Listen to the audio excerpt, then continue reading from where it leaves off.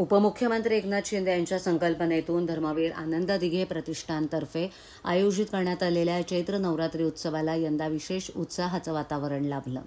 या उत्सवात केंद्रीय मंत्री प्रतापराव जाधव यांनी उपस्थित राहून देवीचं दर्शन घेत मनोभावे आरती केली।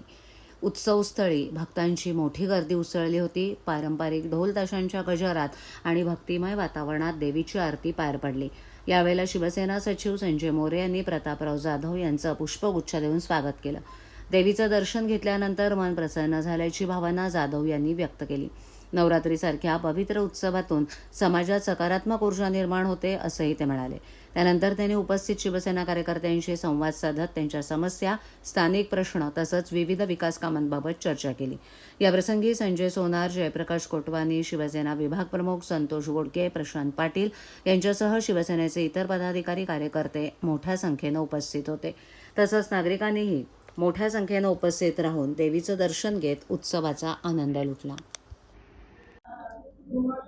आमचे मुख्य नेते आदरणीय एकनाथरावजी शिंदे साहेब यांच्या प्रेरणेतून ठाण्यातील तमाम शिवसेनेचे पदाधिकारी, शिवसैनिक, महिला आघाडी, युवा सेना या सर्वांच्या सहकार्यानं हा चैत्र महिन्यातील नवरात्री उत्सव मोठ्या उत्साहामध्ये या ठिकाणी साजरा केला जातो।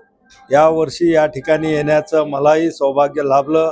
आजही या ठिकाणी मी देवीची आरती वगैरे प्रसादासाठी उपस्थित राहिलो। खऱ्या अर्थानं या निमित्तानं एक नवचैतन्य, देवीचा आशीर्वाद आणि सर्व कार्यकर्त्यांचं ज्याला आपण गेट टुगेदर सारखं असं म्हणतो की इथं मनोमिलन होतं, भेटतात, बोलतात, चर्चा होतात आणि धार्मिक भावना सुद्धा जोपासल्या जातात आणि असेच आयोजन अनेक ठिकाणी होत असतात, आणखीनही व्हायला पाहिजेत। खऱ्या अर्थानं हिंदू धर्मासाठी, आपल्या संस्कारासाठी, संस्कृतीसाठी या उत्सवाचं आयोजन एक आवश्यक आहे।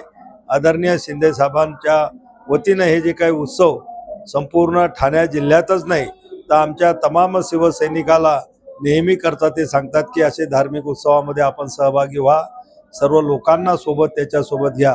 त्यामुळं लोकसुद्धा जोडल्या जातात आणि या उत्सवामध्ये आज मी आलो, मातेचं दर्शन या ठिकाणी झालं, महाआरती झाली। नमस्कार।